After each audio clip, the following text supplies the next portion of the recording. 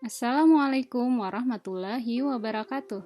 Hai, berjumpa lagi dengan saya, Rindang Yuliani, salah satu peserta pelatihan dasar CPNS 2021, Provinsi Kalimantan Selatan, Angkatan ke-23, dan kelompok 3. Kali ini, saya akan membahas tentang komitmen mutu pada jurnal learning yang saya tulis pada tanggal 16 Juli 2021.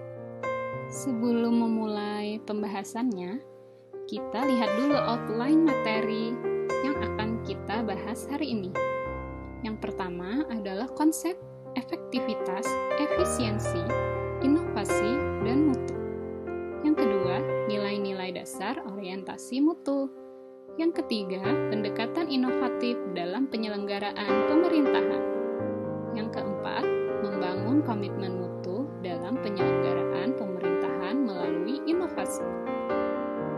Seperti yang kita ketahui bahwa harus menjadi catatan penting setiap ASN mengutamakan komitmen mutu dalam pelayanannya.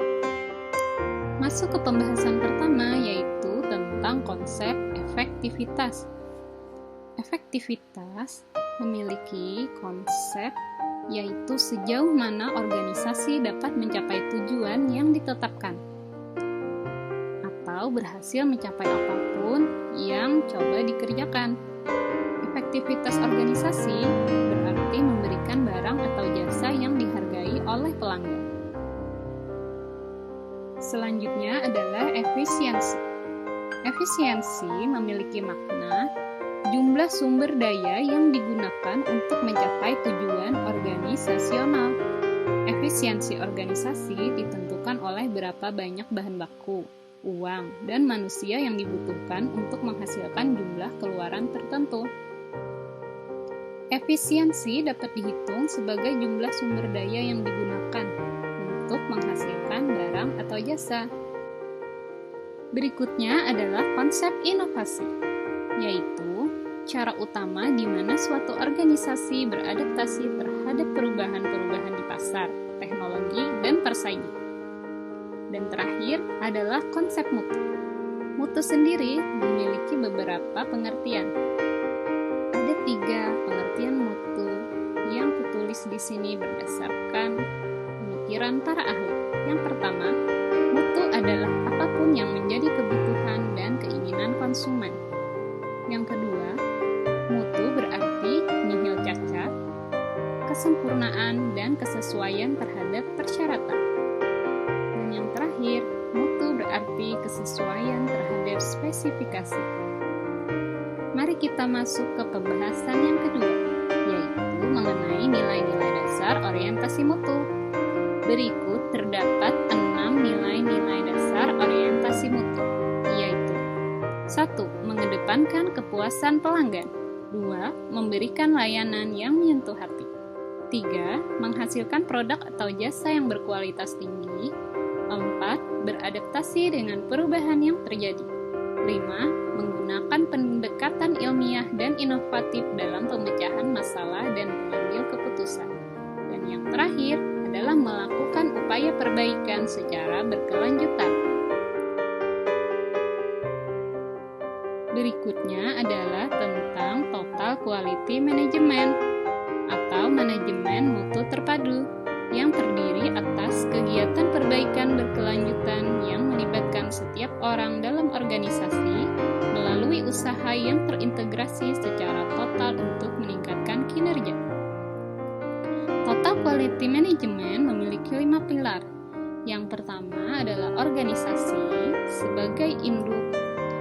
Yang kedua adalah proses, yang ketiga adalah produk, yang keempat adalah pemimpin, dan yang terakhir adalah komitmen. Berikut adalah analisis menggunakan metode Fishbone. Untuk menghasilkan kinerja yang bermutu, maka sebuah institusi pemerintahan harus memiliki hal-hal berikut, yaitu rencana mutu, pengawasan mutu, perbaikan mutu, sosialisasi mutu, implementasi dan pengawalan mutu, serta output dan outcome. Mari kita masuk ke pembahasan yang ketiga, yaitu pendekatan inovatif dalam penyelenggaraan pemerintahan. Inovasi muncul untuk menghadapi tantangan manajemen di masa sulit. Inovasi lahir cepat ketika organisasi berada dalam kondisi stagnan dan sulit untuk berkembang. Inovasi dapat diwujudkan dalam bentuk produk, layanan, metode kerja, dan sumber daya. Implementasi pendekatan inovatif dalam penyelenggaraan layanan pemerintahan dilakukan dalam bentuk peningkatan produktivitas PNS. Contoh bentuknya yaitu peningkatan kompetensi, motivasi, penegakan disiplin, serta pengawasan secara profesional. Berikut adalah diagram yang memperlihatkan bentuk peningkatan produktivitas PNS. Pembahasan yang terakhir yaitu membangun komitmen mutu dalam penyelenggaraan pemerintahan melalui inovasi. Kunci dan strategi inovasi dalam pemerintahan. Yang pertama, mengintegrasikan layanan. 2. Desentralisasi pelayanan. 3. Memanfaatkan kemitraan. 4. Melibatkan warga negara.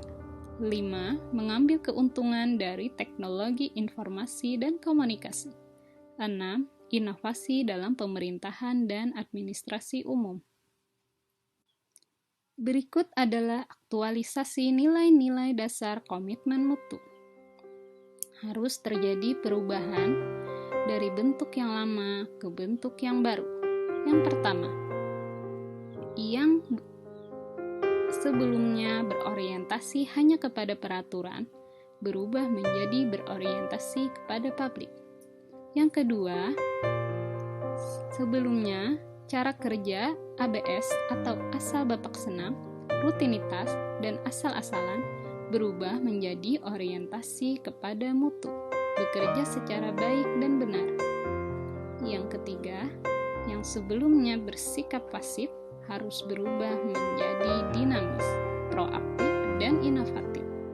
Dan yang keempat, jika sebelumnya cara kerjanya individualis dan egosentris, maka harus berubah menjadi cara kerja tim sebagai satu kesatuan proses untuk melayani masyarakat. Demikian pemaparan saya mengenai Learning Journal Komitmen Mutu. Semoga membantu. Terima kasih sudah menonton. Sampai berjumpa lagi di kesempatan berikutnya.